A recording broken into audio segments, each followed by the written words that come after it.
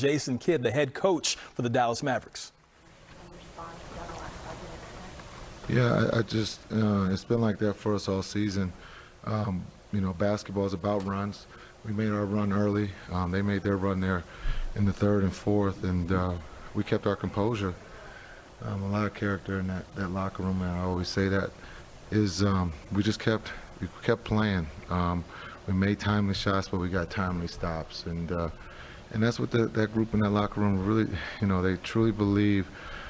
They talk about defense, and we got stops when we had to, but that third quarter they came out and they hit us, and it would have been easy for us to just give up the lead and say, hey, we got to come back Saturday, but those guys fought and truly believe that they put themselves in a position to win. Where does that composure come from when you don't have Luka and this is a really, crazy atmosphere? Anything to kind of put that trend in? Well, you look at Spencer and you look at JB, you know, you look at those two, they have the ball. There's no panic. You look at Dorian, we always believe that we're going to make the right play, share the ball on the offensive end, and then that we're going to help each other on the defensive end. And that's what we did. Again, in a hostile environment against a very good team that's well coached, you know, we put ourselves in a position to win the game, and we found a way there in that fourth just to stay together and make plays. Jason, these two wins in this series, have you all raised the ceiling for this team? There is no ceiling on the team. We're playing as a team, and so we win or lose. We just try to get better the next time we take the floor. To answer your question about the ceiling, there is no ceiling. We're too young to have a ceiling. You know, when you look at Luka at 23, JB is at 20-something. You know, you got a lot of 20-year-olds in that locker room, but they love to play the game together. They share the ball, they make the right basketball plays, and they really cheer for one another, and that's what makes this team special. Potential game-turning moment in the first half when Brunson went down. Replays clearly showed him getting hit. Yeah. What did you see? I was like the officials. I missed it. I just saw him on the ground, but when they reviewed it, it was clearly, I don't have to speak on it. The league will take care of that when they see it. What did you think about the way, well, first of all, you were probably concerned about whether Brunson was going to be able to come back. No, he's tough. Okay. He's tough. Okay. He's tough. Yeah. There was, I think the beauty of this team is he was out and we finished the half without him. And that just shows, again, without Luka, without JB, we just continue to keep believing in team and we. And at halftime, I did have to ask, is he all right? And he was fine. He was ready to go. And I thought, again, he did an incredible job. He made some big plays for us offensively. And then defensively, he helped. But again, this was a team win, and like I just told the guys, we haven't done anything. They won at our place, and now we won here. So now we got to put this game behind us and figure out what we can do better, and then try to, this is a quick turnaround. Saturday afternoon is going to come quick, and we'll see. I know you guys are going to ask about Luka, so we'll answer that question tomorrow. Playoff rotations usually get smaller, not expand as the series goes on. Even Sterling Brown got in there to make a couple free throws. What led you to trust him in that moment? Yeah, well, I trust everyone. Everyone that puts on a uniform, it has to be ready. We've talked about that. You never know with injuries, COVID. You have to be prepared. We've gone through that this season.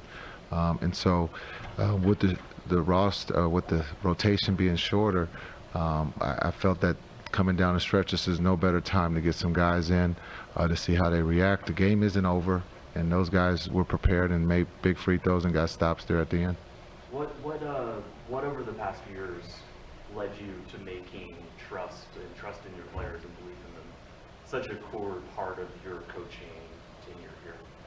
Yeah, well, it doesn't work if your guys don't trust you, and I trust every one of those guys that put on a uniform. My job is to help put them in a position to be successful. Sometimes that works, sometimes that doesn't. But I just truly think the communication of us being able to talk about, even when we lose, about how can we get better. And that's a cool thing about that group. But you can ask them that question, because it's about them. It's not about the coaches.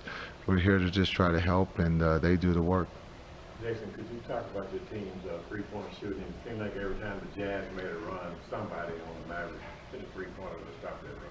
Yeah, you know, that's the open shot. It's the right play. And right now we're shooting the ball extremely well from the three. We got some great looks. Josh in that first half was incredible, not just shooting the ball, but his playmaking. He had 6 assists. And so it's just an unselfish team, and we always believe the guys are going to make the right play, and we also believe and talk about on the daily that we're going to get an open shot, and that's what we got tonight. Tell us about the player you've been, particularly in the first half when you outscored them 38-16. Yeah, our bench was big. When you look at Maxey, he's shooting the ball. But it's just not Maxey, but Josh. Again, this is what makes this team special, is that Josh had those looks in the first 2 games, and his teammates truly tell him that he has to shoot it. This is the right play. And today they went in.